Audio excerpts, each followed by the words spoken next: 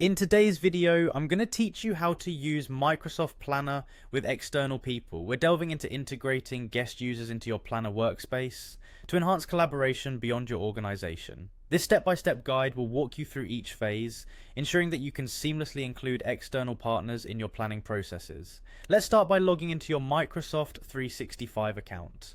Accessing your account is straightforward. Simply go to the Microsoft 365 login page and enter your credentials. Once you're logged in, you're ready to move on to the next phase. This sets the stage for everything you're about to do, as it opens up the plethora of Microsoft 365 tools available to you, including Planner.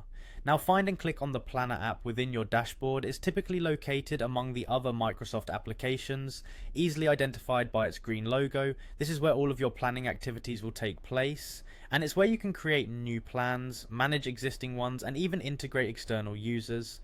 Once in Planner, you'll need to access your account settings. Click on your account profile icon, typically positioned in the top right corner of the screen. This allows you to manage your user settings, providing the necessary permissions and customization options for your account. Next, navigate to the My Microsoft 365 profile option. This step brings a more personalized view of your profile information and settings. Here you can adjust various settings pertinent to your personal and security preferences, ensuring a smooth and secure planning experience. Now, click on the admin portal. The admin dashboard is where you can control several different options related to users and permissions within your Microsoft 365 environment. This step is crucial as it leads you to the section where you can manage both internal and external participants. Proceed to the Users section within the Admin portal.